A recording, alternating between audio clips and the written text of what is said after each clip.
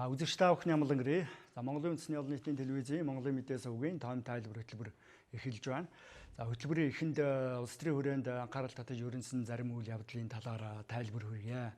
За засгийн газар өнөөдөр ээлж туралдаанаа хийсэн. За энэ удаагийн хуралдаанаар иргэдэд орон сууцыг түрээслэхтэй холбоотой цаашид тодорхой хугацаанд түрээсэлж нөхцөл шаардлага хангасан үед өмчлөхтэй холбоотой холбогдох асуудлаар шийдвэр гаргасан байна. За энэ талаар барилга хот байгуулалтын сайд Бадилхан мэдээлэл хийсэн. За салбарын сайдын мэдээлж байгаагаас үзвэл за нийтдээ 1500 гаруй айлын орон сууцыг түрээслэх нөхцөл боломж бүрдсэн байна. За Улаанбаатар хот болон Хөвсгөл, Орхон, Говьалтай аймагуудад тодорхой тооны орон сууцуд ашиглалтанд орж байна. За тухайн орон сууцыг түрээслэн цаашид өмчлөх нөхцөл боломжийг бүрдүүлэхтэй холбоотой шийдвэрийг гаргасан байна. За улсын хэмжээнд бол орон сууц түрээслэх шаардлагатай 77 мянган айл өрх байна гэсэн судалгааг салбарын яамныхан гаргасан байна. За үүнээс 45 мянган нь Улаанбаатарт, за 32 мянган нь бол орон нутагт байна. За 8% зээлд хамрагдах боломжтой 37 мянган айл өрх бий гэсэн бас судалгаа гарсан байна. За түрээслээ дараа нь 30% төлбөрөө бүрдүүлэх үедээ өмчилж авахар боломжтой 77 мянган айл өрх байна гэсэн судалгаагч салбарын яамныхан гаргасан байна. За Улаанбаатар хотод бол 970 айлын орон сууц ашиглалтанд орж байна. За энэ барилгыг анханаас нь газар болон инженерийн дэд бүтцийн төрөөс шийдсэн. Тэгэхээр энэ орон сууцыг түрээслүүлэх боломжтой гэж үзэж засгийн газар шийдвэрээ гаргасан байна. За Улаанбаатарт баригдсан 970 гаруй айлын орон сууцыг хотын захиргаанд, хотын засаг даргын мэдэлд шилжүүлж байгаа. За хотын засаг даргын хувьд цаашдаа иргэдэд ямар журмаар түрээслэх вэ гэдгийг шийдвэрлэх ёстой гэдэг тухайн асуудал яригдж байгаа юм. За цаашид орон сууцны зарим төсөл хөтөлбөрүүдийг бас хэрэгжүүлэх боломж бүрдэж байгаа. За санхүүгийн их усрүүдийн өмнө шийдвэрлсэн. За цаашид хөтөлбөрийг хэрэгжүүлэхтэй холбоотой зарим талын зохицуултууд хийгднэ гэсэн чиглэлтэй байна. За одоо барилга хот байгуулалтын сайд Бадилхааны хийсэн мэдээллээс үзэгч та бүхэнд хүргье.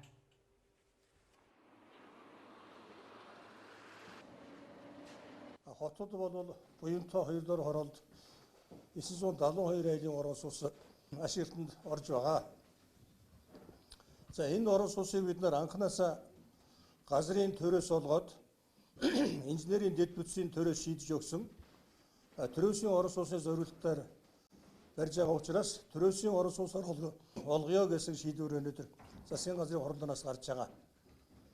За хөгжлийн банкны зээлээр гарсан учраас зээлэр энэ орон сууцууд ашиглалтанд орсон учраас гарсан зардлаа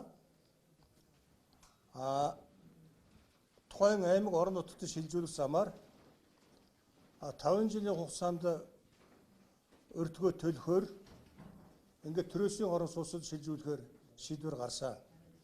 Нэгэн ёсонд Улаанбаатар хотод баригдсан 972 айлын орон сууцыг Улаанбаатар хотын захиргаанд шилжүүлж байгаа. Улаанбаатар хотын захиргаа бол иргэдэд ямар журмаар яаж олох асуудлыг өөрсдөө шийднэ. Энийг бол орон сууц хүссэн иргэдэд төрөөсөөр олгож болно. Орон сууцны ашиглалтын шаардлага хангахгүй байгаа иргэдэд олгож болно. Гэр хорооллын дахин төлөвлөлтийн хүрээнд бас олгож болно. Нийтдээ 5 жилийн хугацаанд төрөөслөөд тэгээс цаашдаа өмсөлж авах журмаар энэ орон сууцныг шийдэж болно гэж өнөөдрийн засгийн газрын хуралдаанаар шийдсэн байгаа. За энэ бол анхандаа төрийн өмчний орон сууцны корпорацийн захиалгаар хөгжлийн банкны зээлээр баригдж байсан барилга. За төрийн орон сууцны корпорац өмнөх засгийн үед өрөнд ороод дахиж зээл аваад энэ барилгыг барих боломжгүй болсон учраас дутуу барилгыг бол тэр чигтээ бид нэр хөгжлийн банкд шилжүүлсэн. Тэгээд хөгжлийн банк бол дутуу их усрын гаргаад нийтдээ 110 тэрбум төгрөгөөр 1542 айлын орон сууц бол ингээд ашиглалтанд орж байгаа. Энэ өнөөдрийн байдлаар хөгжлийн банкны балансанд байгаа. За засгийн газрын тогтоол шийд гарснаар энийг бол зээлтэйгээр хамт орон нутгад шилжүүлнэ. Нэг ёсондоо Улаанбаатар хотын захиргаа, саяны Говьалтай, Орхон, Хөвсгөл аймгийн захиргаа энэ орон сууцыг төрөөсөөр олгоод саяхан бид нар төрөөсийн орон сууцыг өмсөлж авах журам гаргасан. Энэ журмын хүрээнд бол иргэдтэй төрөөсөөр олгоод цаашдаа өмчлөлт олгож болгоно гэсэн болно гэсэн ийм шийдвэр гарч байгаа. За 972 айлын орон сууц бол нийтдээ нэг 75 тэрбум төгрөгийн өртгөөр босч байгаа. 1 м квадратын өртөг бол ойролцоогоор сая 460 төгрөгөөр босч байна. Өмнөх төрөөсийн орон сууцын санг бүрдүүлэхэд 2 удаа засгийн газрын тогтоол гараад нийтдээ 82 тэрбум төгрөгийн их усврыг улсын төсөвт тусгах замаар шийдвэрлэрэй гэж иргэдэд олгосон байсан.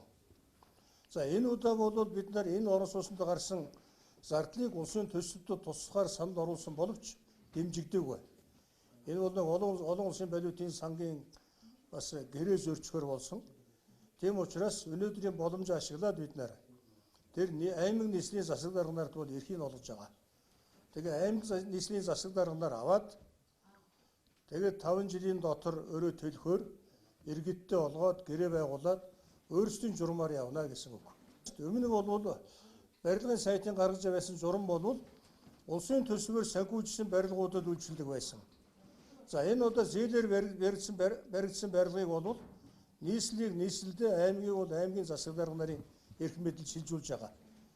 Тэгээд дарга нар өөрсдөө мэдээд олгоно. Гэхдээ иргэдэд төрөөсөөр олох юм бол бид нар сая төрөөсийн орон сууцыг өмсөлж авах журам гаргасан шүү дээ. 30% төлөөд ипотекийн зээлд хамаарагдаж болно. Эсвэл тодорхой хугацаагаар төрөөсийн гэрээгээ тохироод төрөөсөө төлөөд өмсөлж авч болно. Энэ асуудлыг тухайн шатны засаг дарга шийднэ. Ер нь төрөөсийн орон сууц авъя гэсэн иргэдийн хүсэлт бол маш их байгаа. 30% урьдчилгаа төлөөд бас ер нь орон сууц авъя гэсэн иргэдийн хүсэлт бас маш их байгаа. 40 мянган иргэн байгаа. Одоо эрхчил бол манайх олон улсын валютын сангийн хөтөлбөрөөр амжилттай хэрэгжиж дуусна.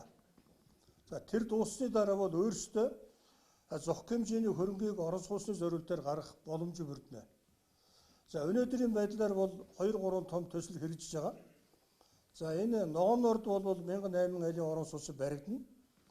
Сая ерөнхийлөгчийн хятад улсад айлчилсан үед бол гэрээнд гарын сүнс оролцсон. Энэ ажил бол удахгүй эхэлнэ. Энэ бол 1008 айлын орон сууц бас төрөөсийн зорилтоор баригдаж байгаа. За Солонгосын засгийн газрын 500 сая долларын хөнгөлөлттэй зээлийн хүрээнд бол Солонгон 1-2 гэсэн 15 мянган айлын орон сууц бас баригдана. Энэ бол төрөөсийн орон сууц хөтөлбөрийн хүрээнд бол баригдаж байгаа орон сууц гэж хэлж болно.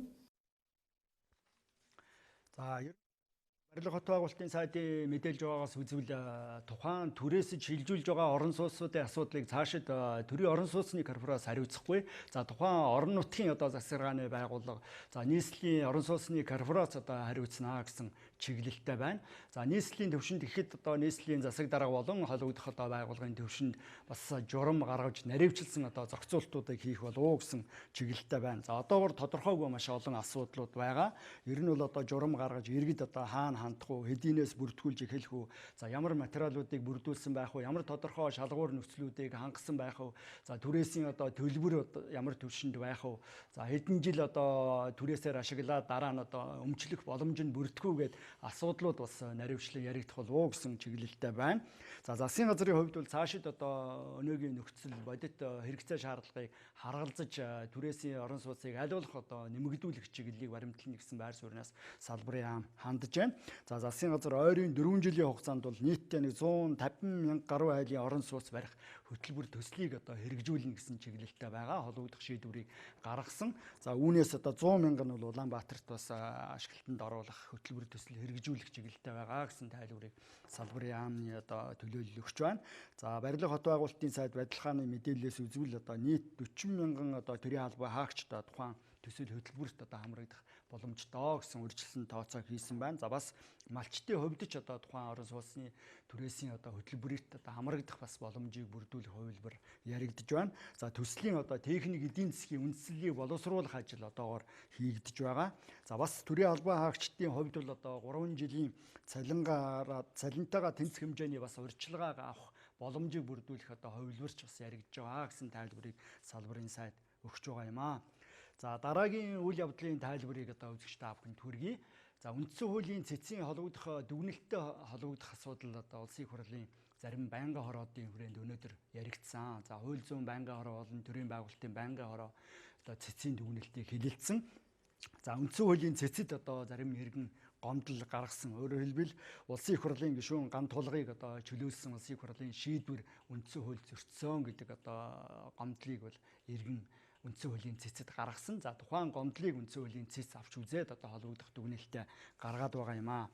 За цэцийн дүгнэлтээр бол одоо ган тулгыг улсын их хурлын гишүүнээс чөлөөлсөн улсын их хурлын шийдвэр үндсэн хууль зөрчөөгүй. За харин одоо хинтийн 42 дугаар тойрогт нөхөн сонгуул одоо зарласан улсын их хурлын шийдвэр тов тогтоосон шийдвэр нь одоо үндсэн хууль зөрчсөн. За мөн одоо нөхөн сонгуулийн холбогдох зардлыг одоо шийдвэрлэхдээ улсын их хурл бас хууль зөрчлөө гэдэг байдлаар үндсэн хуулийн цэц одоо дүгнэлтээ гаргаад байгаа. За өөрөөр хэлбэл одоо тов зарлах хугацаанаас хамаарат улс төрийн одоо зарим нам бас сонгуульд оролцох эрх нь одоо хязгаарлагдсан гэж одоо цэц үзэж байгаа.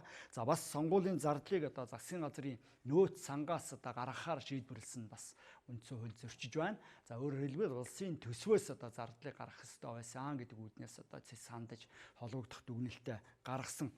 За өнөөдөр одоо улсын их хурлын хууль зүйн байнгын хороо болон төрийн байгуулалтын байнгын хорооны хуралдаанаар одоо цэцийн дүгнэлттэй холбогдуулж бас холбогдох одоо дүгнэлтээ гаргаад байгаа. Чуулганы нэгдсэн хуралдаанд одоо саналаа гаргах юм. За байнгын хорооны хуралдааны үеэр одоо цэцийн хуралдаанд улсын их хурлын итгэмжлэгдсэн төлөөлөгчөөр оролцож одоо байр сууриа илэрхийлсэн тайлбар өгсөн улсын их хурлын төрийн байгуулалтын байнгын хорооны дарга Мэдээ жанцсан бас одоо холбогдох одоо тайлбарыг байнгын хорооны хуралдааны үеэр өгөөд байна. За одоо улсын их хурлын гишүүн Мэдээ жанцсан болон за байнгын хорооны хуралдааны үеэр одоо зарим гишүүний тодруулсан асуултын талаар үзэгч та бүхэнд одоо бичлэгээр хүргэж байна. За сонгуулийн хорооны нөхдүүд болоод сонгуулийнхаа хуулийг үзэхээр тов зарлах сонгуулийн сонгуул зарлах асуудлаар бол одоо хоёр өөр ойлголт байгаа. Гэхдээ сонгуул явуулах өдрийг болоод ирэхээр бол сонгуулийнхаа хуулинд жилд одоо 6 дугаар сарын сүүлчийн ням гараг 10 дугаар сарын эхний ням гарагт сонгуул болно гэд хуульчлагдсан. За ингээд энэ сонгуул явуулах өдөр нь бол тодорхой. Угаасаа тогтцсон. За тэрийг сонгуулаа яг зарлах болохоор 65-аас доошгүй хоногийн өмнө гэж. За гэтэл бас энэ хуулинд аудитаар сонгуулийн зардлыг аудитаар оруулах асуудал нь 120 хоног гэж. За ингээд бид бүхэн 3 сарын 1-ээс өмнө сонгуул зарлахгүй бол сонгуулийн хуультай зөрчилдөх юм байна гэдэг ийм тооцоо гаргаад тэгээд одоо сонгуул чуулган завсарлахт өгчээсэн учраас хамгийн ихний ээлжинд бол энэ л асуудлыг шийднэ гэд 2 сарын 2-нд зарласан. За тэгэхээр тэр сонгуулийн хуулинд байгаа 150 хоногийн өмнө 65 хоногийн өмнө гэдэг заалт нь ингээд тэрэн дээр бол одоо хүмүүс яриа гарч байгаа. А бид бүхэн болохоор 65 хоногийн өмнө товлон зарлана, сонгуулаа зарлана. А санал авах өдөр бол тэргүй. Тийм үү, хуулинда заагдсан биз. За энэ одоо байр суурьнаасаа бол одоо бид энэ тогтоолоо хамгаалсан байгаамаа. Тэгсэн чинь манайхыг бол 148 хоног болсон гэдэг. 2 дугаар сард 28 хоногтой, 2 сар нь одоо 31 хоногтой, ингээд 148 хоног болсон гэдэг нэг ийм маргаан гардаг. Хоёр дахь нь бол сонгуулийн зардлыг бол засгийн газрын нөөц сангаас гаргасугай гэд. Өмнөх жил нь бол тэр тогтоол гараад явцсан ийм байсан. За энэн дээр болоод ирэхээр бид одоо биш үү энэ төсөвт одоо төсвөөс санхүүжүүлнэ гэсэн байхад нөөц сангаас гаргалаа гэдэг ингэж ярьсан. Тэгэхээр нөөц сан чинь бол төсвөөсөө л голцоо бүрэлдэж байгаа шүү дээ. Хэдэн хувийн үед ихэнх нь бол төсвөөс. Хоёрдугаарт бол улс орны хэмжээнд нөхөн сонгуульч байдаг юм уу? Одоо байгалийн гамшигч байдаг юм уу? Олон улсын арга хэмжээч байдаг юм уу? Янз бүрийн юм тохиолдож болзошгүй амьдрал баян гэж үзээд нөөц сангийн одоо тийм юунд нь бид улсын төсвөөс нөөц санд нь мөнгө хуваарлдаг шүү дээ. Тэргээрээ яваад өмнө нь ирдсэн байна. Тэгтэл улсын төсвөөс санхүүжүүлнэ гэсэн учраас нөөц сан бол улсын төсөв биш, тэр дотор нь бол одоо янз бүрийн их усүр байдаг. За тэгээд бол одоо энэ асуудлаар бол бид байр суурьаа илэрхийлсэн. Одоо нэрээ эн чинь нөхөн сонгуул болж магадгүй, нэг нь огцорч магадгүй, нэг нь нас орж магадгүй гэд ямар ч улсын төсөв дээр тусгай системч төлөвлөж ялтай биш гэж. Ингээд бид энэс ярьсан л. За 3 дахь нь бол тэр 180 хоногийн тухайд болохоор штэ тэр улс төрийн нам одоо бүртгэгдээ 180 хоног болно. Ээлжид сонгуул ээлжид бус сонгуулийнхаа хуулинд болохоор ээлжид нөхөн сонгуулийг явуулахдаа ээлжид сонгуулийн журмыг баримтлаа гэд хуулинд нь бас заасан байна. Тэгээ би тэргээр нь явуулсан. Тэгтээ хууль зөрчөөгүй гэж. Хууль зөрчөөгүй. За сая бол шинэ намууд байгуулагдсан болтой. Хизээ нам байгуулагдах байж магадгүй гэдгээр нөхөн сонгуулийг одоо ингээд хараад байж явах юм. Тийм асуудлыг бол одоо бид тавьсан. Тэгтэл бол одоо энэ сонгуулийн хуулийн заалт бол одоо энэ 180 хоног гэж тавьж байгаа нь өөрөө үндсэн хууль дээр зөрчилж байна гэж цэцэх үүс. А бид бол одоо хичнээн ч одоо нам байгуулагдаж болно. Гэхдээ тэрийг одоо хүлээгээ сууж явах арга байхгүй. Хоёрдугаарт бол ер нь 180 хоног гэж тавьсан нь бол яг үндсэн хууль дээр зөрчилдөх юм уу гэдэг одоо бид байр сууриа илэрхийлж ингэж одоо зэцдэр тайлбараа өгсөн гэдгийг хэлье. Тэр сонгуулийн хуулийн чинь бичлэг энэ 3 сонгууль дээр гурвуулан дээр нь орон нутгийн сонгуулийн хууль, их хурлын сонгуулийн хууль, ерөнхийлөгчийн сонгуулийн хууль гэдэг энэ 3 хуулийн чинь нэг цаг зараад ах ажил биш шүү дээ. Бичлэлт нь бэлэн, систем нь бэлэн, сонгуулийн хороо төслөө бэлтгээд өгчихсөн. Уг нь одоо энэ хаврын чуулган дээр энэ сонгуулийн хуулиудыг хэлцээд шийдчих байсан юм. Дахиад ингээд хужиграад хойшлоо. Энээс үүдэлтэй ийм дүгнэлт гарлаа гэж л ойлгосон шүү дээ. Одоо нэг энэ хуулийг хурдан батлуулах ажил энэ холбогд байнгын хороодын дарга нар их хурлын удирдлагууд хөөцөлтмөр юм аа. Дүндээ жансан дарга та төрийн байгуулалтын байнгын хорооны дарга. Энэ над хууль санаачилж байгаа гишүүдтэйгээ энэ асуудлаар санал зөвлөж яарал төргөн мэдүүлж хэлэлцүүл гаргах хэмжээ авалт. Юунд нь энд бэргээд шийдэлгүй ингээд байгаад байгаа юм. Би ерөөсөй ойлгохгүй байна. Ерөнхийлөгчийн сонгуулийн хуулийг арай ядан байж нэг батлуулах гээд яг баталж явсан чинь замд нь тэг болоод батлуулалгүй хайсан. Тэрнээс хойш одоо 2 жил хугацаа өнгөрлөө.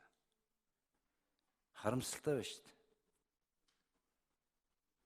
Ерэн тэгээд энэ мөрдөж байгаа болж ясан хуулиудаа шинжлэх нэрвэлдээ дахин оруулж энэ хуулийн тогтворгүй байдал тэрийг дагсан улс төрийн тогтворгүй байдал үүсгэдэг одоо болмоор шүү дээ. Шүүх эрх мэдээ шинтгэлгээл нэг баахан юм самдаж байгаа л хийцгээс огт байж болохгүй юм хийцгээс тэр шинжлэл нь хаана байна? Хүн яргалал дуусчих шүү дээ. Энэ бодмоор юм. Мэддгүй хүмүүс нь хууль бичдэг, мэддэгтэй заадаг болчихсон л үед бид амьдарч байна л да. Тэгээ энэ лавл би энэ нөхөн сонгуульд зарласан асуудал эмцэн хууль зөрчсөн гэж дүгнэлт гаргасан дээр бол би эсрэг байр суурьтай байх. Яг л адилхан саналтай байна л да. Таны ярьсныг л одоо бид зэцдэр ярьсан. Тэгээд одоо энэ сонгуулийн хуулийн тухайд бол одоо та мэдсэн үү мэдээгүй одоо ингээд засгийн газарт руу санал авахулахаар явуулж байна. Харин манай хууль зүйн яам энийг зохион байгуул санал өгдгийн хувьд маш шуурхай саналуудаа өгөхийг хүсэж байна.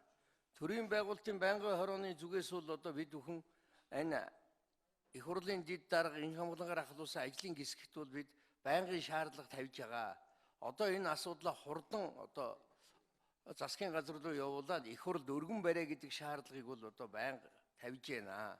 Тэгээд одоо яг тогтолцооны хувьд бол жоохон маргаан гарсан нэг 10-аад асуудлыг бол сүргүчийн одоо сонгуулийн үед гарсан асуудлууд дээр дүгнэлт шинжилгээ хийгээд тэгээ одоо бас хүмүүсийн хамгийн их яриад байгаа асуудлууд дээр нь бол хариулт өгж байгаа.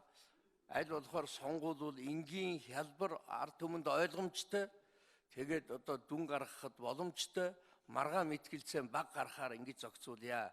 Тэр мөнгөний хүчин зүйл янз бүрийн юмнуудыг бол одоо сэргийлъя гэсэн маягтай. Ийм зүйлүүд бол орсон. Тэр зарцааны нүүдлээс эхлээд загсан зогсооё гэд. За энэ асуудлуудыг бол оруулаад одоо ингэж өргөн барихаар бэлдэж байна. Засгийн газар харин одоо саналаа түргэн өгөх хэрэгтэй байна. Улс нэг тойрог гэдэг ийм одоо систем тогтолцоо бол одоо ийм байдлаар ажлын хэсэг санал болгосон юм байна лээ. Тэгээ ингэ явж байгаа. Тэгээд одоо бид их хурл хэлэлц гисгээ шийдчихэд ингээ ажлын гисгүүд улс төрийн намууд нь ажиллаад энэ сонгуулийн хуулиа нин даруй одоо гаргаж энэ байнгын нэг үргэлжилсэн энэ нэг сонгуулийн маргаанаас одоо олон төмөнд залхаж जैन их хурлын гишүүд бид ч өөрсдөө залхаж. Тэгээ энийг нэг тийш нь болох таны саналтай бол санал нэг байна. Туслам. За үндсэн хуулийн цэцгийн дүгнэлтийг хүлээн зөвшөөрөх хэсэг шийдвэрийг улсын хурал чуулганы нэгдсэн хуралдаанаараа хэлэлцэж байж гаргана. За чуулганы нэгдсэн хуралдаанд оролцсон гишүүдийн олонхын саналаар асуудлыг шийдвэрлэх ёстой. За хэрв цэцгийн дүгнэлтийг улсын хурал хүлээн зөвшөөрөх боломжгүй гэж үзвэл одоо ямар нөхцөл байдал үүсэх вэ гэдэг асуудал бас анхаарал татж байгаа. Цэц их судлын хуралдаанаараа одоо асуудлыг заавал хэлэлцэх нөхцөл байдал үүснэ. За гэхдээ цэцгийн хувьд одоо ямар шийдвэр гаргах вэ гэдэг нь бас бүрийн эрхийнх нь асуудал байгаа. Өөрөөр хэлбэл цэц өмнөх дүгнэлтэд баттах хамгаалах байдлаар шийдвэр гаргах уу? Өөрөөр хэлбэл өмнөх дунд суудлын хуралдаанаараа гаргасан шийдвэрээ баттах уу? Аль эсвэл одоо гаргасан шийдвэрээс буцах уу гэдэг тухай асуудал бас анхаарал татж байна. За ер нь бол одоо өмнөх дунд суудлын хуралдаанаар гаргасан шийдвэрээ баттах бол одоо улсын хурал бас хууль эрх зүйн хувьд эргэж одоо асуудлыг авч үзэх. За ер нь бол одоо сонгуулийн хуульд өөрчлөлт оруулах өөр одоо ямар гарч шийдэл байж болох уу гэдэг асуудал улс төрийн хүрээнд анхаарал татаж яригдана. Ер нь бол үндсэн хуулийн цэц их судлын хуралдаанаараа гаргасан шийдвэр нь одоо эцсийн их болж хувирдаг. Өөрөөр хэлбэл цэц одоо өмнөх дунд суудлын хуралдаанаар баттгсан нөхцөлд одоо улсын хурал эрх зүйн шин зохицуулт хийх юм нөхцөл байдал үүсэх юм. За өөрөөр хэлбэл одоо Хинтээ аймагт 42 дугаар тойргийн нөхөн сонгуул одоо товлсон цаг хугацаанд явж чадах уу? Аль эсвэл одоо цаг хугацааны хувьд боломжгүй нөхцөл байдал үүсэх үү? Өөр гарч шийдлийг олох уу гэдэг одоо олон асуудлууд яригдана.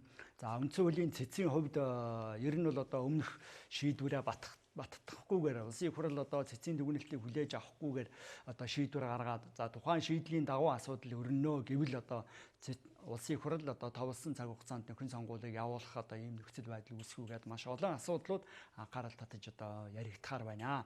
За үйл явдлын талаарх одоо тайлбарыг үзэгч та бүхэнд одоо тухайн цаг үед нь үргэлжлүүлэн хүрэх болно. За хөтөлбөр үргэлжилж байна.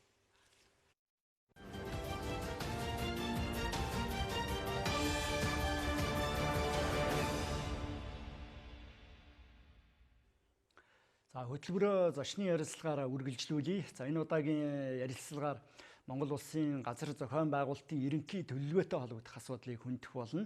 За ярилцлагад газар зохион байгуулалт одоо геодэд зураг зүүн газрын газар зохион байгуулалтын хэлтсийн дарга Бацаахан оролцож байна. Тэгэхээр засгийн газрын хувьд бол одоо Монгол улсын газар зохион байгуулалтын ерөнхий төлөвлөгөөг батлан гаргаад байгаа. За өнгөрсөн оны эцсээр одоо баталж гаргасан. За төлөвлөгөөг хэрэгжүүлэх үйл явц өрнөж байна уу? Одоогоор ямар үе шатны ажил үргэлжилж байна? Хамгийн гол нь тухайн төлөвлөгөөг гаргахдаа засгийн газар хамгийн гол нь ямар шалгуур нөхцлүүдийг харгалзаж үзв? Ямар чиглэлийг баримталж төлөвлөгөө гаргав? За бид өмнө нь 2003 онд анх Монгол улсын газар зохион байгуулалтын ерөнхийлөгөө хийсэн байдаг. Тэгээд 16-аас 20 жилийн бодлогын бичиг баримт байх ёстой. Энэ маань үндсэндээ зүгээр энгийн иргэдэд ойлгуулж хэлэх юм бол Монгол улсын газрын бодлого яаж явах юм бэ?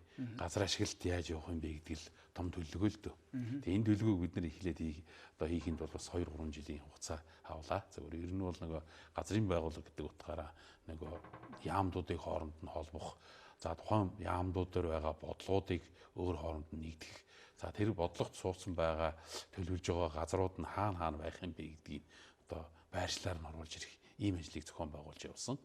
За тэгээд оны одоо төгсгөлөөр ингээд батлагдсан. За батлагдсан төлөвлөгөөнийхөө дагуу бид нэр за энэ төлөвлөгөөгөө одоо орон нутгууд дээр яаж хэрэгжүүлэх юм бэ? 21 аймгийн одоо удирдлагуудад одоо 2 одоо ажлын хэсэг гараад сая 3 сараас 5 сарын сүүл хүртэл одоо орон нутгуудаар явлаа. Тэгээд явж одоо энэ улсын газар зохион байгуулалтын ерөнхийлөгөө танай аймагт ийм юмнууд суусан байна гэдгийг тухайлан одоо жагсаалтаар гаргаж өгөөд тэгээ ерөнхийлөгөөнийхөө хураангуйг цаашд энэ төлөвлөгөөний дагуу одоо ажил зохион байгуулж за мөн одоо янз бүрийн одоо урд өмнө энэ төлөвлөгөөтэй давхардаж олгогдсон газрууд байвал тэдгээрийг чөлөөлөх юм уу эсвэл байршил өөрчлөх ажлуудыг хийх гэдэг юм уу гэмчлэнгээр одоо төлөвлөгөөний дагуу одоо наривчилсан үйл ажиллагаанууд зохион байгуулж тээз үеийг цаашдаа одоо төсөв хөрөнгөхийн асуудлуудыг хүртэл шийдэх тал дээр одоо яам намгын газруудтайгаа бас ажиллах талаар зөвлөмж одоо өгөөд ингээд яваад ирсэн. Ер нь газар зохион байгуулалтын ерөнхий төлөвлөгөө гаргахдаа баримтлсан гол суурь зарчмыг ямар хүрээнд илүү тодорхойлсон гэж ойлгож За байна. үндсэн суурь зарчмууд бол үндсэндээ одоо хүний эрүүл аюулгүй орчинд амьдрах ямар боломжууд байгаа юм бэ Монгол улсын иргэд тийм ээ. За мөн одоо тэр их төвлөрөл бий болсон газруудыг цаашдаа яах юм. Тэр төвлөрлийг сааруулахын тулд Монгол улсын бодлого яаж явах юм газар дээр. За мөн одоо энэ том олон одоо импортыг оруулсан тийм одоо экспортыг чиглэсэн тийм үйлдвэрлэлүүдийг Монгол улс таана хийх юм бэ? Тэр нь боломж нь байгаа мó яах? Тохиромжтой байдлын үнэлгээгээр хаана байгаа гэдэг юм уу? За тэгээд тэр том үйлдвэрлэлүүдийг өөр хоорондоо одоо кластерын системээр яаж хөгжүүлэх боломж байгаа гэсэн үндсэн одоо ач холбогдол зарчмуудыг харж иж одоо энэ төлөвлөлтийг хийсэн байна. Ер нь бол одоо тухайн ерөнхий төлөвлөлтөөр бол аль бүс нутагт ямар чиглэлийн одоо зориулалтаар газар ашиглагдах цаашдаа гол төлөвлөлтүүд хийгдэх ёстой гэдэг нь бүрэн тодорхой болсон гэсэн үг үү? За ер нь бол болсон байгаа. Монгол улсын хэмжээнд тухайлах юм бол одоо 1.3 сая га газрыг одоо суурин хөдөө аж ахуйн бүс болгоод хөдөө аж ахуйг хэрэглэх гээд одоо хуучин төлөвлөгөөнд явсан бол одоо 9.4 сая га болох боломж байна. Тухайлах юм бол одоо сав газруудын 7 бүсүүд дээр одоо энийг боломж байгаа юм байна гэж харсан. За энийг хийхэд тулд одоо Монгол улсын тохиромжтой байдлын үнэлгээ гэдэг үнэлгээнд дээр үндэслээд өөрөөр л одоо ашиглаж байгаа газар тариалан түүнээс гадна одоо хатарсан талбай. За мөн газар тариалангаа түшээд хажууд нь эрчимдсэн аж ахуйнууд. Тэнд нь одоо жишээлбэл сүү махны чиглэлийн хөр аж ахуй байж болно. Бусад одоо мал аж ахуйгаас гадна жижиг одоо жимс жижиг төмс үнсний ногооны тариалтууд хөгжүүлэх боломжууд хаагаар байгаа юм те. Гэх мэтлэнгийн шувуу бусад одоо аж ахуйнуудыг яаж хөгжүүлэх юм. Гэх мэтлэнгийн том одоо юунуудыг хөгжүүлэх боломжуудыг л гаргаж ирсэн байна. Өөрөөр хэлбэл хөдөө аж ахуйн суурин бүс гэхэд одоо аль чиглэлд илүү байх боломжтой гэж тодтох уу? Хаана ер нь суурин хөдөө аж ахуй хөгжих үү? Ер нь ингээд энэ одоо бидний харж байгаагаар бол нэг 7 байрлал дээр байх боломжтой юм. Тухайлах юм бол одоо хил залгаа бүсүүд байж болж байна. Байгалийнхаа онцлог бүс бүслүүрүүдээр сав газруудаар тухайлах юм бол одоо Тархан Цэлингийн орионд, Доронтын орионд, Хөвсгөл Арангай орчмын орионд тий. За баруун толгойгоо Завхан увс. За тэгээд Ховдын баруун одоо Болгон сумын орчимд гэх юм уу. Ийм нэг 7 байршил томоор нь төлөвлөхөд одоо гарч ирж байгаа юм л да. Импортыг орлох үйлдвэрлэлүүд, хүнсний үйлдвэрлэлүүд, томоохон аж ахуйн нууцуд аль бүсүүдэд хөгжиж болохоор яг газар зохион байгуулалтын төлөвлөлтөөр бол хаана байхаар тогтоосон гэсэн үг. За энэ нь бол одоо жишээлбэл аймгийн төвүүд дээр байх боломжтой болж ирж байна. За мөн одоо хөдөө аж ахуйн одоо агропаркуудыг гэхэд засгийн газрын үйл ажиллагааны төлөвлөгөөнд гэхэд 16-аас 20 оны үйл ажиллагааны төлөвлөгөөнд нэг 10 байршлыг төлөвлөхөөр оруулсан байгуул энэ газар зохион байгуулалтын төлөвлөгөөр 25 байршил дээр төлөвлөё гэж оруулсан. За тэр нь одоо тухайн аймагуудын одоо байгалийнхын нөхцөл нөөцөд тулгуурсан нийгмийн эдийн засгийн боломж болцоон тулгуурлаа. Тэгээд дээр нь тээвэр логистикийн байршлуудыг бас тодорхойлж гаргаж ирж энэ одоо 25 байршлыг гаргаж ирсэн байна. Тухайлах юм бол одоо агропаркууд дээр хүлэмжийн байршлууд хаагур байх юм тийм ээ. Тэгээ бүр зарим нь бол одоо бүр сум орон нутаг аймгийнх нь одоо нэрийг заагаад за зарим нь бол одоо ерөнхий байдлаар сая бид нэр явахдаа за одоо энд заагдсан газрын байршлыг та бүхэн тогтоогоод ямар нэгэн давхардал газар олголт байхгүйгээр цаашдаа одоо хадгалж үлдэж явах ёстой гэдгийг одоо хэлж зөвлөж явсан байна. Ер нь бол одоо бүсчил тогтоосноор бол хөдөө аж ахуйн паркууд олон газар байгуулагдахаар байна гэсэн үг үү? Нийт 25 байршилтай одоо байгуулагдахаар төлөвлөсөн ихний ээлжинд бол ер нь. Тухайлбал ямар чиглэлийн аж ахуйнууд илүү хөгжих боломжтой? За тухайлах юм бол одоо энэ хүлэмжийн аж ахуйнуудыг хөгжүүлэх боломжууд суурин хөдөө аж ахуй чиглэлээр төмс үнсний ногоо, жимс жимсгнүүд байна. За мөн одоо төмс үнсний ногоо өөрцөв амьдэр гэдэг юм уу жимс жимсгний за мөн хахаа шууны аж ахуйнуудыг хөгжүүлэх боломжууд байна гэсэн ийм гарчсан байна. Хуучин чиглэл байсан жижиг дунд үйлдвэрлэлийн чиглэлээр хөгжүүлэх боломж хөрөмтүүд байсан. Хөдөө аж ахуйн салбарт бол одоо отрын бүс нутгийн асуудал бол байнга яригддаг. Одоо ч бас маргаантай ер нь аймаг орон нутгийн хувьд хамгийн бэрхшээлтэй хүндрэлтэй асуудал болж хувирсан. Үүнийг цэгцлэх үүднээс ерөнхий төлөвлөгөөнд тодорхой зохицуултууд тусч чадсан уу? Аль хэсэгт ер нь отрын бүс байна гэж тооцож төлөвлөвөө. За тухайлах юм бол одоо одоогийн байж байгаагаар нэг 738 орчим мянган газар дээр отрын бүс нутаг байна. Цаашдаа энэ отрын бүс нутгийг бид нэр одоо цаг үеүүдийн явцад одоо нэмэгдүүлэхэд нэг 1000 гаруй сая газар дээр нэмэгдэх боломж байна. За энийг одоо бид жишээлх юм бол одоо Арангай аймгийн одоо хойд сумууд завхныг хамарсан том аймаг дундын отрын бүс нутгуудыг бас байгуулах боломжтой. Мөн Доронтой аймаг, Сүхбаатар аймагуд руу одоо хамарсан том төлөвлөлтүүдийг хийх боломжууд байна гэж ингэж төлөвлөсөн байна. Ер нь хот суурин газруудын бас хөлийн заагийг одоо шинжилэн тогтоох гэдэг юм уу? За хөлийн цэцээ тодорхой болгохтой холбоотой асуудлууд цаашид хөндөгдөх үү? Ерөнхий төлөвлөгөөнд яаж тусч байна? За ерөнхийдөө бол хөндөгдсөн. Нийт одоо нэг 294 суман дээр тэг гортгуудыг өөрчлөх хэрэгтэй юм байна гэж. За тэр нь одоо нөгөө зарим сумууд нь бол одоо анхны тэр улсын төлөвлөгөөнд суулсан төлөвлөгөөнөөр тэг гортг нь өөрөө одоо байгалийн хувьд цохимжгүй газрууд дээр тэлхээрч гэдэг юм уу төлөвлөгдсөн байгааг одоогийн шинэ одоо тохиромжтой байдлын үнэлгээгээр байршлыг өөрчлөх одоо өөр тал руугаа сунгаж одоо хөгжүүлэх юм одоо төлөвлөгөө гаргаж ирсэн байна. Ер нь хүн амын нутагшил суурьшлийн төлөв байдлыг яаж илүү одоо авч үзэж тодорхойлваа. Ерөнхий төлөвлөгөөгөр бол одоо цаашдаа хүн амын шилжилт хөдөлгөөн аль бүснүүд руугаа илүү одоо давмгаа өөрчлөгдөн гэсэн хандлагатай байна. Яаж тооцваа? За ерөнхийдөө бол аль болохоор орон нутгууд руу жигд одоо энэ төвлөрлийг сааруулах боломжуудыг харж хардсан байна. Өөрөөр Улаанбаатар хотоос ихэд одоо нэг 117 мянган өрхийг шилжүүлэн суулгах боломж байгаа юм байна. За үүний одоо нэг 70 мянган өрх нь ихэд одоо суурин хөдөө аж ахуйг миний түрүүний яриад байдаг нөгөө шуу за жимсэг нь хөгжүүлэх за мөн жижиг тариалангийн газар тариалангийн чиглэлээр хөгжүүлэх газрууд руу явах боломж байгаа юм байна. За дараагийнх нь одоо хүнд үйлдвэрлэлийн чиглэл рүү одоо 12 мянган өрхийг шилжүүлэх боломж байгаа юм байна. За хөдөө энэ Улаанбаатар хотод төвлөрсөн их дээд сургуулиудыг орон нутг руу гаргая. За тэнд нэг 990 өрх ч гэдэг юм уу. За хөдөө аж ахуйн яамны нэг 2100 хөтөлбөр суусан одоо 3110 өрхийг одоо орон нутг руу малжуулах төслөөр одоо орон нутагт гарах боломж байгаа юм байна. Гэх мэтлэнгийн одоо ийм суулгаа. Тэгээд тэрийг нөгөө жишээлбэл одоо аймагуд дээр дотор нь хуваасан баг. Жишээлх юм бол одоо өмнө говь аймаг гэхэд л одоо за нэг 3 нөхцөл дээр одоо хүн очиж сууж болох юм а гэдэг юм. Зугаалхан тэр мал аж ахуйн одоо 2100 хөтөлбөрт тусгагдсан нэг 140 өрхийг гаргая ч гэдэг юм уу. За тэн дээр хөдөө аж ахуй хүнд үйлдвэрлэлийн чиглэлээр ихэд одоо 12 мянган өрх гээд төлөвлөсөн байгааг ихэнх нь өмнө говь төлөвлөгдсөн байна. Ягаад гэвэл нөгөө том үйлдвэрүүд маань өмнө говь сайн шанд руу явах учраас говийн зүг рүү одоо тэр төлөвлөлтүүдийг хийсэн. За тэгээд тэрийг дагаад нөгөө ихтэй сургуулиудыг бас гаргая гэж байгаа шүү дээ. Ихтэй сургуулиудыг гаргаад хэдэн өрхөнд тийш очих боломжтой гэдгийг аймаг-аймагаар нь хуваарлаад аймагт ийм хүмүүсийг суулгах боломжтой байгаа юм байна гэдгийг гаргаж ирж байгаа. Тухайлбал төрөмчийн ихтэй сургуулиуд за эрдэм шинжилгээний томоохон хүрээлэнгүүдийн байршлыг хаана ямар бүс нутгуудад байхаар илүү төвлөрөхөөр тооцож байна. Одоогийн Улаанбаатарт төвлөрсөн байдлыг задлах нүүлгэн шилжүүлэх асуудал хөндөгдөх үү? Хөндөгдөнө. За энийг бид нэг эхний хувилбар бол нөгөө Багнуур дүүрэг дээр байсан хувилбар байгаа тийм ээ. Ихтэй сургуулиудыг тийш нь комплекс байдлаар гаргая гэсэн нэг хувилбар явж байгаа. Дараагийнх нь хувилбар бол одоо жишээлбэл хөдөө аж ахуйн чиглэлээр гэдэг юм уу те. Тэр чиглэлээр одоо Тархан уул аймагт хөдөө аж ахуйн одоо эрдэм шинжилгээний байгууллага байна. За хөдөө аж ахуйн дадлага хийх боломж бололцоо тэр нөхцөл нь тэрэнд байна. Тийм учраас тэнд одоо Тархан хотод хөдөө аж ахуйн ихтэй сургуулиуд одоо ч байгаа. Тэр салбаруудыг хөгжүүлэх бодлогыг цааш нь барих нь зүйтэй юм а. За хүнд үйлдвэрлэлийн чиглэлээр үе шүтээс гэж ярьж байгаа одоо бидний тэр ихтэй сургуулиудыг одоо өмнө говь аймгийн Хамбогд руу за мөн одоо сайн шанд руу ч гэдэг юм уу те.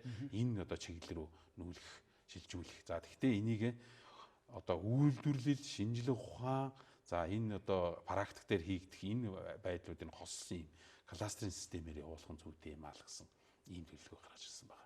За жишээлбэл багшийн их сургуулийг гэхэд одоо Архангай аймагт ч гэдэг юм одоо байгаа тэрийг хөгжүүлээд за тэгээд ийм жигд байдлаар одоо тарах. За Батлан хамгаалахын их сургуулийг гэхэд одоо Говь Сүмбэр аймагт байхад боломжтой юм байна. Цэргийн хуучин одоо Орос цэргийн ангийн одоо хуучин одоо төлөвлөсөн үзсэн газрууд байдаг учраас тэнд хийх боломжтой юм гэх хэмжлэнгийн төлөвлөлт байгаа. Эдийн засгийн чөлөөт бүс байгуулахтай холбоотой асуудлууд бас их олон жил яригдж байгаа. Цаашдаа ер нь одоо чөлөөт бүсийг гэдэг юм уу хөлийн бомбтуудын газар ашиглалтыг ер нь яаж төлөвлөж байна? Хаана аль зүгүүд дээр гол одоо бүсүүд байхаар тооцож байна?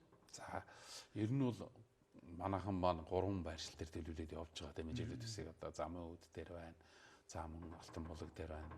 Баян хөлгийн аймгийн Цагаан нуур дээр байна.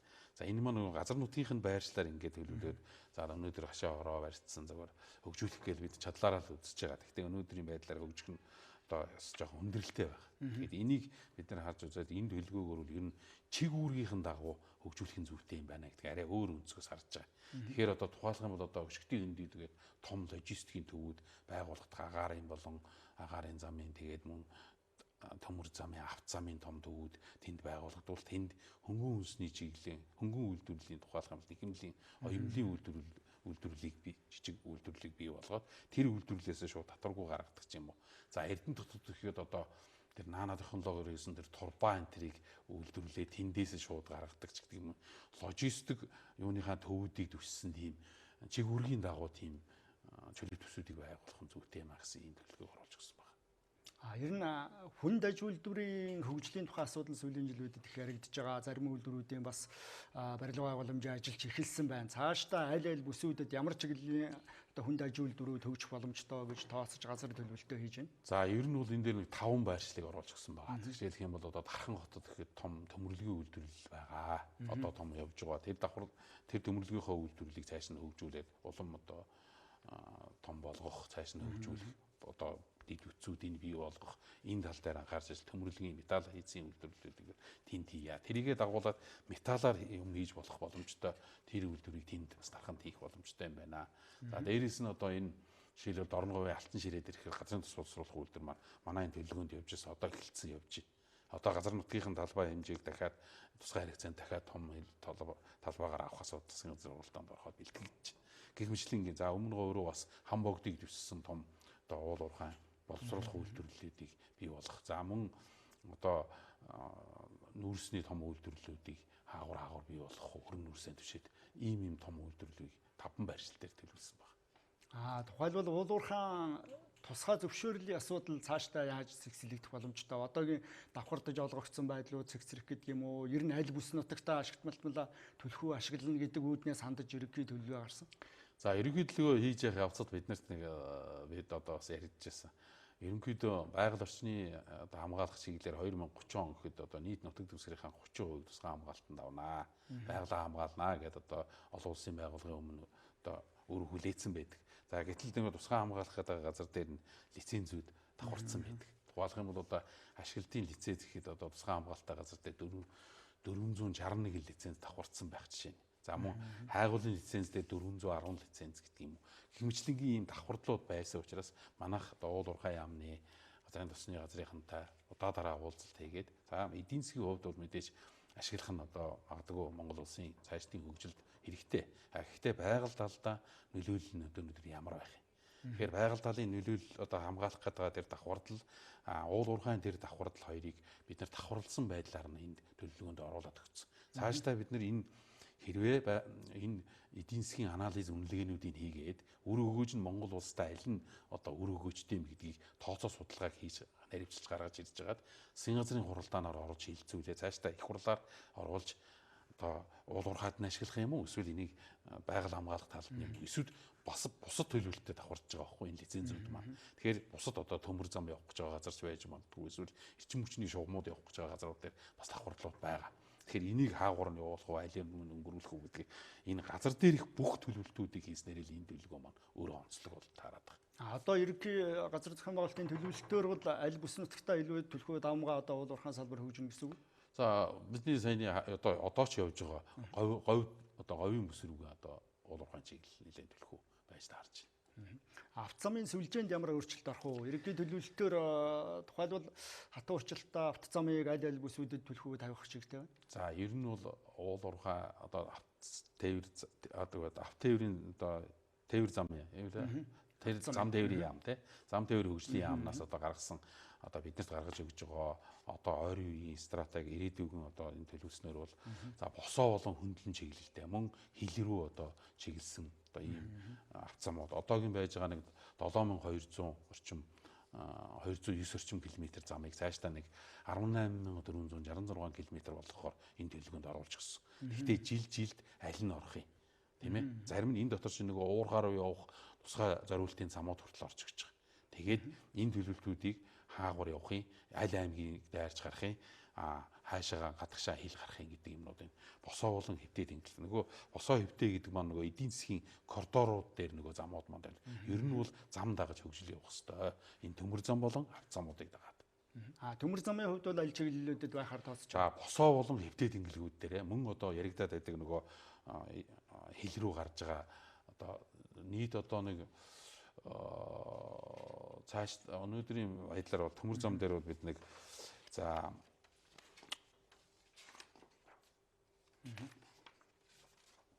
2119 км зам одоогоор байдсан байна. Тэрийг цаашдаа бид нэг 8263 км зам болгохоор ингэ төлөвлөсөн байгаа. Тэгээд бид нар бол ингээд нөгөө одоо урд хилийнхаа дагуу хоёр тал руугаа баруун зүүн тал руугаа гарахаар хойтлоор мөн завхан одоо дайраад цаашаа усаар дайраад баруун Орос руу гарах. За Доронт руу гарах. За мөн одоо бичигт болон бусад Доронт энэ төрээр Дорн говь энэ төрээр зүүн тал руугаа хятад руу гарах ийм одоо бүсүүдийг төмөр замуудыг төлөвлөж өгсөн байна. Эрчим хүчний салбарт одоо гол их усвруудыг хаана байршилтай байхаар илүү тооцоо. За эрчим хүчний дулааны цахилгаан станцуудыг нэг 5 байршилтаар төлөвлөсөн байна. За энэ нь бол одоо нөгөө голдуу нөгөө нүүрснийхаа нөөцийг түшиглээд за Говь Сүмбэр аймгийн Шивээ говьд ч гэдэг юм уу те.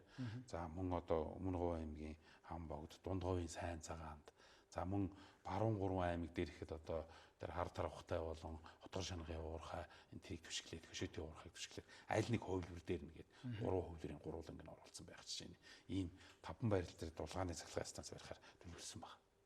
Нар салхины эрчим хүч ашиглах чиглэлээр гол одоо станцууд За тийм 4 байршилтай төлөвлөсөн. За тэр нь одоо Хөсгөлийн ханхад байна. За Говь Сүмбэрт байна. За мөн одоо Өмнө Говьд байна. Дорн говьд байна. За Булган ховдын булганд байна. Гол одоо усан цахилгаан станцууд байршина гэсэн үг. За үгүй эрчим хүчний нөгөө салхины их болон нарны их усруудыг төлөвлөж гаргасан. Усан цахилгаан станцууд бол хаана байна? За усан цахилгаан станцууд манайхан нэг 1960 оноос эхлээд Оросуудын хийсэн судалгаа байд юм бэл. Тэр судалгаагаар одоо нэлээд олон байршлуудаар ялангуяа энэ Сэлэн мөрөн тэгээд Орхон за мөн Эгийн цахилгаан станц тийм ээ. За мөн одоо баруун аймагуудын уулаас авж байгаа ховд гол бусад голуудыг түшээд одоо усан цахилгаан станцуудыг байгуулах. Тэгээд усан цахилгаан станцуудаа нийт одоо хоримтлуулах, ус хоримтлуулах талбайны тооцоог хичнээн га газар дээр байх гэдэг нь гаргаж ирсэн. Нийт нэг 200 гаруй мянган га газар дээр ус хоримтлуулах талбай бий болохоор одоо урьдчилсан байдлаар тооцоо гарч ирж байна. За ерөнхий төлөвлөлтөөр ойн сангийн газрын төлөвлөлт ямар байдлаар илүү тодорхойлогдож байна. Тухайлбал одоо аль бүс чиглэлд илүү ойжуулалт гэднэ гэдэг юм уу, ойн зурвас байгууллагатай холбоотой асуудлууд хөндөгдөх үү? За бидний одоо хангай уу одоо бид нар байгаа газрууд дээр мэдээж ойгоо тэлэх, за ойгийн хордон шавьцнаас хамгаалах аймаг бүр дээр одоо энэ асуудал бол одоо хичнээн мянган га газар гэдгээр төлөвлөгдсөн. Дээрээс нь бид нар одоо тал хээрийн гэдэг юм уу, говийн те энэ 12 аймаг дээр 12 одоо ойн зурвасуудыг байгуулж тэр элсний нүүдлүүдийг зогсоох ажилд одоо нийт 48 мянган га газрыг одоо зориулах ёстой. Тэр нь аль аймагт байгаа гэдгийг одоо энэ төлөвлөгөөр гаргаад одоо сая хүлээлгэж өгсөн байна. Усан сангийн хамгаалалттай холбоотой ямар бодлого үйлчлэх үү? Ерөнхий төлөвлөлтөөр бас тодорхой болж байна уу? Болж байна. За жишээлбэл одоо хөв цөөрмүүдийг хаана байгуулах боломжтой юм бэ гэдэг нөгөө тохиромжтой байдлын үнэлгээгээр гаргаж ирсэн төлөвлөгөөнүүд байгаа. Юунууд зургууд байгаа. Одоо газрын Монгол улсын газрын байршлуудыг тогтоогоод нөгөө өндөрийнх нь тооцооллуудыг хийгээд хаана ус хоримтлуулж болох боломжтой юм бэ гэдэг энэ судалгаагаар бол одоо нийт 2500-аас 5000 одоо талбайтай цуглуулах талбай нийт одоо Монгол улсын нутаг дэвсгэр дээр хэд байгаа. Тэрийг гаргаж ирээд аль аймагт байгаа. Тэрийг одоо сая бид нар аймгаар нь бас одоо хөв цөөрөм цаашдаа хийх боломжтой газруудын байршлуудыг судалгаа гаргаж өгсөн байна. За мөн гадаргын ус, за мөн нууруудын одоо байгаль орчны яамнаас барьж байгаа тэр хамгаалах нийт одоо орчинд нь одоо байгаль орчны одоо тэнцвэрийг хадгалуулах талаас нь одоо усын хариун болох ямар боломжууд байгаа гэдэг судалгаануудыг бас оруулж өгсөн байна. Ер нь газар зохион байгуулалтын ерөнхий төлөвлөгөөний дагуу одоо цаашдаа салбараараа бодлогоо тодорхойлох гэдэг юм уу, шат шатандаа газар олголтын ажил хийгдэх ёстой гэсэн үг үү? Энэ зарчмаа яаж хэрэгжүүлэх вэ? За ер нь бол цаашдаа бид нар энэ одоо ер нь төлөвлөгөө маань хууль болох хэвээр. Тэгээ газрын тухай хуулийн багц хууль маань одоо засгийн газар одоо хууль зүйн яамн дээр үзэл баримтлал батлагдаад ингээд явагдсан. За одоо цаашдаа бид нар яамдуудаас санал аваад газрын тухай хуулиндаа нэмэлт өөрчлөлт шинжилгээ асуудал орж байгаа. Тэгээ тэрэн дээр одоо гол явж байгаа юм бол энэ одоо энэ газар дээр байршиж байгаа бүх яамдуудын энэ төлөвлөлтийн бодлогууд маань хууль болчвол шат шатандаа хэрэгжүүлэхэд амар байна. Тэ энэ хуулийг зөрчих юм бол хариуцлага хүлээдэг шүү дээ. Тэгэхээр ингэж явахгүйгээс болоод энэ одоо ямар нэгэн засгийн газраар батлуулцдаг ч юм уу шат шатандаа баталж байгаа шүү дээ. Тэр төлөвлөгөөгөө зөрчигдөх асуудал байгаа учраас цаашдаа бол энийг хууль болгохоор ингэ зорж ажиллаж байгаа. За хууль болгоод энийг мэдээллийн сан бий болгоё гэж. Одоо энэ нэгдсэн том газар зохион байгуулалтын төлөвлөгөөний мэдээллийн сан бид нар энэ 10 сард дуусгахаар ажиллаж байна. За програмынх нь хувьд одоо яаж хийх юм, хийн оролцох юм, ямар оролцоогоор хийх юм, ямар төлөвлөлтүүд хийх юм гэдэг юм. За одоо хийгдсэн байгаа төлөвлөгөөнүүд тэр програм руу оруулна. За тэгээд давхардлуудыг үзнэ. Өөрөөр хэлбэл яриад байгаа ашиглалт томломлоор хаана одоо ашиглалт томломлуудын айгуул байгаа, лиценз байгаа. Тэрэн дээр нөгөө төрөний хамгаалах гэдэг юмнууд хаанаасаа харагдаж байгаа. Нэг давцсан дээр энэ төлөвлөлтүүдэд харъя. Тэгээд давхардлууд байвал хаагуурн зөрж өнгөрүүлэх юм, аль нь үр дүнтэй гэдгийг одоо тоосч гаргаж ирсэн ийм нэгдсэн програмаар одоо хяналт хий. За тэгээ энэ төлөвлөлт хийгдээгүй газарт цаашдаа засаг дарга болоод энэ шийдвэр засаг дарга олголт хийж одоо газар олгож байгаа 6 субъект байгаа. Энэ субъектүүд маань өөрсдөн дээрээ хяналт хийх боломжийг бүрдүүлээд өгчээ. Тэр мэдээлэл сангаас хараад энд чинь газар олгож болохгүй юм байна. Энд чинь энэ давхардалтай байна. Тэгвэл тэрийг зөвшөлдсөдөг. Нөгөө өөр яамтайгаа ч гэдэг юм уу. Тэр газар олгох эрх үхий субъекттэйгээ зөвшөлдсөж жагаад байрлалын өөрчлөлт юм уу. Ийм юмнууд одоо хийх нь зүйтэй юм а гэсэн ийм төлөвлөгөөний програм хийгээд явж байна. Ерөнхий төлөвлөгөөний дагуу хийх ажлын хөтөлбөр бол гарч байна. За ажлын хөтөлбөр бол бид нэг засгийн ерөнхий сайдаар батлуулахаар ажиллаж байна. За бид ер нь 660 гаруй ажлын жагсаалт гарч ирсэн. За энийгээ бид нар бас ярилцаад жоохон тоймлоод арай багасгаад нэг 529 одоо гүйцэтгэх хэрэгжүүлэх үйл ажиллагааны төлөвлөгөө гарч ирж байна. Тэгэхээр энэ дээр чи нөгөө яг ард нь одоо тодорхой хэмжээнийх нь ойролцоо төсөв хөрөнгө хаагуур хэдэн километр зам явах юм тийм ээ. Зам дээр ярихтал. За аль яам хариуцах юм, хамтран хэрэгжүүлэх нь хэн байх юм, орон нутаг байх юм уу, сангийн яам байх юм уу тий. Тэгээ ер нь бол цаашдаа энэ төлөвлөгөөг бариад төсөв хөрөнгийн шийддэг цаашдаа. За дээрээс нь одоо энэ одоо орон нутгийнх нь хүмүүс өөрсдөө хөөцөлдөөд одоо энэ төлөвлөгөөгөө бид нэр хэрэгжүүлмээр байна. Улсын төлөв газар зүйн Монголын төлөвлөгөөнд ингээд суучжээ. Энэ замыг манад одоо барих төсөв хөрөнгийг шийдэж өгөө. Энэ эрчим хүчний шугамыг барих юмыг шийдэж өгөө. Зураг төсвийн хийх мөнгөний өгөө. Гэт ингээд одоо явах бололцоог нь хангаад өгчдөг. Ийм л байдал руу орё гэдэг юм л та. За баярлалаа. Ингээд үйл ажиллагааны төлөвлөгөө хийж байгаа. За баярлалаа.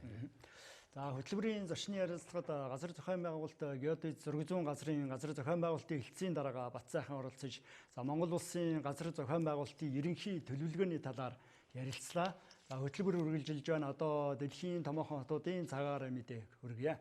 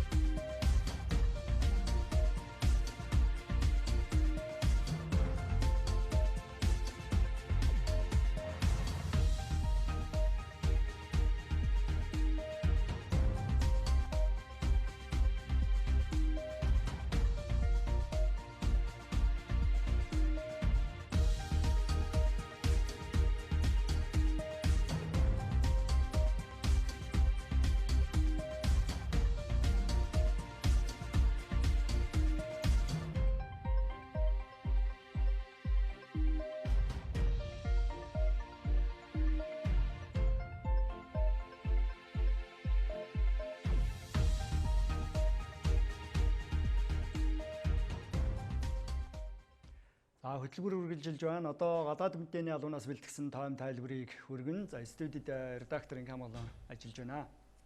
Зарим дөргийн үзэгчтэй. За өнөөдөр олон улсын хувьд бол бүгд Хятад улсын дарга Ши Жинпиний Орос улбаны улсад хийж байгаа бас ажилтаа холбоотой мэдээлэл хамгийн гол анхаарал татаж байна. За хэдхэн минутын өмнө түүний тусгай онгоцоос Москвагийн сонгосны бодолтоос газарлаа гэдэг мэдээллийг олон улсын хэвлэлүүд өгч байна. За бүгд Хятад улсын дарга Ши Жинпин Орос улбаны улсын ерөнхийлөгч Владимир Путиний урилгаар Орос улбаны улсад төрийн айлчлал хийж байна. За түүний айлчлал Москвагаас эхлээд бүр болоод баасан гаригуудад Орос улбаны улсын Санкт-Петербург хотноо олох олон улсын эдийн засгийн форумд бас оролцсон. За энэ айлчлалаар Орос улсад бүгд Хятад ард улс хоёр Америк нэгдсэн улсын эдийн засгийн шахалт нэмэгдэж байгаатай холбогдуулаад стратегийн түншлэлээ бас улам бэхжүүлэх төлөвтэй байна гэж ажиглагчид бас түүний айлчлалыг дүгнэж байна. За түүний айлчлалын хүрээнд бүгд Хятад улс болоод Орос улбаны улсын удирдагчид дээд хэмжээнд уулзсан. За энэ уулзалтаар хэлэлцэх гол сэдвийг бас хараахан зарлаагүй байгаа боловч хоёр орны одоо худалдааны эргэлтийг нэмэгдүүлэх гэрээ хэлэлцээрүүд батлагдах болов уу гэсэн хүлээлт бас эдийн засгийн салбарт байна. За хоёр улсын төрийн түргэн нарын уулзалтаар 9 стратегийн тогтвортой байдлыг бэхжүүлэх одоо мэдээлэл болоод за бусад 30 гаруй одоо гэрээ хэлэлцээр байгуулна гэж бас өнөөдөр Орос улбаны улсын ерөнхийлөгчийн туслах Юрий Ушаков мэдээллээ.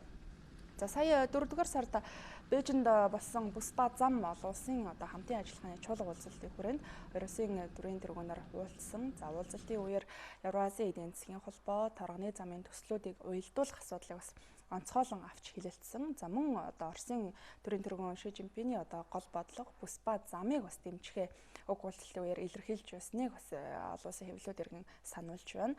Орос улбаны улс болоод Хятад улс нь 2014 оны Украины хямралаас хойш олон залбарт хамтын ажиллагаагаа өргөжүүлэн хөгжүүлж байна. За өрнөдийн Кремийн хогийг өөртөө нэгтгэж авсны одоо хариуд Орос улбаны улсад эдийн засгийн одоо хориг тавьснаас хойш Орос улбаны улс Азийн бүс нутаг за ялангуяа Хятад улстай худалдаа, эдийн засаг, улс төрийн одоо харилцааг ойртуулах бодлогыг бас барьж байгааг олон улсын шинжээчид, ажиглагчид онцолж байна. За Ши Жинпиний энэ удаагийн айлчлалын бас хэлэлцэх гол сэдв нь эдийн засгийн одоо хамтын ажиллагаа байх нь бол ойлгомжтой. За өнгөрсөн оны байдлаар хоёр орны одоо худалдааны эргэлт 24.5%-аар өсөж 108 тэрбум Америк долларт хүрсэн нь хоёр тал худалдааны эргэлтийн 2020 онд 200 тэрбум Америк доллар хүргэх одоо юм зорилт байгаа тавиатаагаас холбоотой. За өөрөөр хэлэх юм бол одоогийн байгаа одоо худалдаа эргэлтийг 2 дахин одоо эх онд бас нэмэгдүүлнэ гэсэн одоо томоохон зорилтыг бол тавьчихад байна. За Хятадын хувьд эрчим хүч, байгалийн нөөц соёлыг, за мөн өндөр технологи, дижитал эдийн засаг, сансар судлалын салбарт бас Оростой илүү одоо ойр нэгт харилцах одоо сонирхолтой байгаа. Одоогоор Орос улбаны улс нь Хятадын одоо эрчим хүчний одоо гол нийлүүлэгч орн болоод байна. За Путин Ши Жинпин нар 6 дугаар сарын сүүлээр бас Япон улсад болох их хорын одоо бүлгийн дэд хэмжээний уулзалтын хүрээнд бас дахин одоо уулзахын төлөвтэй байна.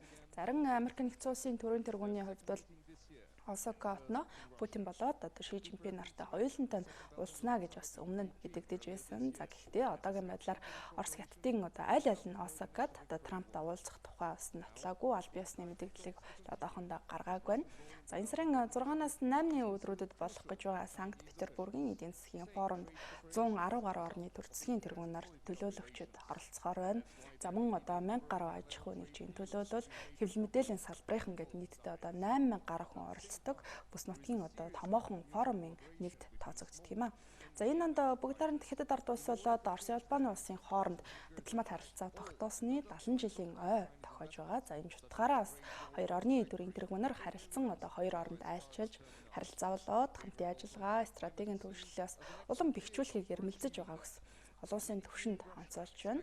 Зарим нөгөө талаараа Америк нэгдсэн улс болоод бүгд найрамд Хятад ард улсын хооронд үүсэж байгаа худалдааны маргаан дараагийн одоо шинэ үе шат руугаа шилжиж, за өөрөөр хэлэх юм бол технологийн салбарт хоёр улсын одоо хоорондох маргаан үргэлжилж байгаа одоо яг энэ одоо экзэгтэй цаг мөчид Хятадын даргын гадны одоо улс оронд хийж байгаа анхны айлчлал нь Орос улбаны улсад болж байна гэдгийг бас ажиглагчид түүний айлчлалаа зэрэгцсэн бас онцлон хамгийн одоо гол анхаарлаа хандуулж байна. За тодруулах юм бол Америк нэгдсэн улс Бээжинг өмнөх амлалтаас ухарсан гэж үзээд Хятадын 200 тэрбум Америк долларын үнийн дүнтэй бараа бүтээгдэхүүний татварыг арав байсныг 25% болгож нэмэгдүүлэх шийдвэр гаргаж за улмаар худалдааны хэлэлцээ зогссноос хойш гадны улс оронд хийж байгаас анхны айлчлаа гэдгийг онцолж байна. За Бээжин Вашингтоны талаас тавьж байгаа асуудлыг няцааж Америк одоо нэмэлт шаардлагуудыг тулгаж байна гэдэг үндэслэлээр одоо ингээд Америкийн 60 тэрбум Америк долларын барааны гаалийн татварыг нэмэгдүүлэх шийдвэрээс энэ сарын 1-ний өдрөөс хэрэгжиж эхлээд байна. За энэхүү одоо хоёр улсын худалдааны маргаан бас одоо үргэлжилж таашидж одоо даамжрах одоо ийм төлөвтэй байгааг бас олон улсын эдийн засагчид бас сануулж байна. За Хятад Америктэй худалдааны маргаантай Орос улбаны улс Америктэй бас мөн л одоо эдийн засгийн болоод улс төрийн одоо хориг арга хэмжээ дипломатын тал дээр ч бас ойлголцохгүй одоо ийм асуудлууд байгаа учраас хоёр тал бодлого болоод хамтын ажиллагаагаа улам ойртуулах арга замуудыг бас эрэлхийлж байна гэдгийг бас хэвлэлүүд онцолж байна. Америк нэгдсэн улс болоод түүний холбоотон түнш орнууд Хятадын одоо төв дамсан худалдаа дэд бүтцийг хөгжүүлэх урт хугацааны одоо бодлого, за мөн бүс ба зам өрөндийн одоо тэргүүлдэг олон улсын системийг Хятадын одоо ашиг сонирхолд үйлчлэх шин тогтолцоо руу оруулна гэж бас санаа зовниж, шүүмжилж болгоомжлсон байдлаас бас хандаж байна. Зарим Орос улбаны улс дэмжиж хамтарч ажиллахаар бас талууд тохиролцсныг бас сануулж байна. За үүний зэрэгцээ мөн одоо Орос улбаны улс хойд туйлыг хөгжүүлэхэд Бээжингийн дэмжлэгийг авах сонирхолтой байгаа гэдгийг ч бас онцолж байгаа. За энэ сонирхлыг Вашингтоны зүгээс бас эсэргүүцсэн байр сууриас хандаж Америк нэгдсэн улсын төрийн нарийн бичгийн дарга Майк Помпео хойд туйл дахь Оросын зэрэгжилт болоод Хятадын хөрөнгө оруулалтаас болгоомжлохыг ч бас анхааруулж байсан. За мөн одоо Хятадын Америктай хийж байгаа худалдааны маргаан өргөжөж байгаатай холбогдуулаад Бээжин Москва хоёрын харилцаа хоорондоо бас илүү одоо нягтрахаас гадна Умар Солонгосын цөмийн зэвсгийн асуудал болоод Венесуэлийн улс төрийн хямрал зэрэг ашиг сонирхлын одоо асуудал дээр ч байр суурь нь илүү одоо нягтрах болов уу гэж хинжээчэд харж байна. За мөн одоо өнөөдөр Хятад улс бол Америк нэгдсэн улстай худалдааны маргаан дамжирч технологийн хориг саадтай тулгарсантай холбогдуулаад бас Оросын улбаны улстай технологийн салбарт хамтын ажиллагаагаа эрчимжүүлэх нэ гэж хинжээчэд харж байна. За учир нь Хятадын Huawei компани Оросын улбаны улстай цаашаад илгүү одоо өргөн хүрээнд хамтран ажиллах сонирхолтой байгаагаа илэрхийлсэнтэй холбоотой. Оросын хэвлэлүүдийн мэдээлж байгаагаар бол дэлхийд тэргүүлэгч харилцаа холбооны технологи үйлдвэрлэгчдийн нэг болох Huawei компани Оросын бизнесийн салбарт за мөн цахим худалдааны салбарт бас Оросод хамгийн одоо идэвхтэй нийлүүлэгчтэй нэг нь болсон байна. Өнгөрсөн 6 жилийн хугацаанд Huawei компанийн хувьд Оросын харилцаа холбооны одоо компаниудын зохион байгуулсан 505 гаруй одоо үйл ажиллагаанд оролцсон. За мөн Huawei компани ухаалаг гар утасны худалдаа Оросын зах зээлд бас эрэлт хэрэгцээ нэмэгдэж бусад одоо брэндүүдийг бодвол ухаалаг гар утасны худалдаа бас буурсан үзүүлэлтийг ч бас танилцуулж байна. Өнгөрсөн он буюу 2018 оны байдлаар Huawei компани Оросын ухаалаг гар утасны зах зээлийн 28%-ыг дангаараа одоо эзэлж тэргүүлж байсан бол за Samsung-ийн хувьд 26%, за харин Америк нэгдсэн улсын Apple компанийн хувьд бол нийт зах зээлийн 11%-ыг эзэлсэн гэсэн дүн одоо статистик гарсан байна. За Оросын зах зээл дээр сүүлийн жилүүдэд харилцааны холбооны технологи, за тоног төхөөрөмжийн эрэлт хэрэгцээ ихсэн. За тэнд бас асар том одоо эрэлт хэрэгцээ зах зээл байна гэж бас Huawei компани шинжээчэд бас харж байна. За одоогоор Huawei компани Оросын их сургуулиудад технологийн хамтын ажиллагааны 140 гаруй одоо санал хөрвүүлээд байгаагаас Оросын 3 том их сургууль Huawei-таас хамтран ажиллагаа илэрхийлээд байгаа юм байна. За ер нь Орос Хятадын харилцаа сүүлийн жилүүдэд эрс одоо итгэвчөх болсныг ч бас ажиглагч шинжээчэд онцолж байна. За бүс ба зам хэмээх Хятадын санаачлагын хүрээнд хамтран одоо ажиллаж байгаа төслүүд ч бас олон байгааг онцолж байна. За тухайлбал хойд далайн замаар Оросын хийг Хятадд нийлүүлэх төслийг амжилттай хэрэгжүүлж эхлээд байгаамаа. Төгсгчдээ бид өнөөдөр тань тайлбар хөтөлбөрөөр бүгд хамт Хятад улсын даргын одоо Оросын улбаны улсад хийж байгаа төрийн ажилтнтай холбоотой сэдвийг онцоллоо. За баярлалаа. Хөтөлбөр үргэлжилж байна. Үзэгч та бүхэнд одоо цагаараа мэдээ хүргье.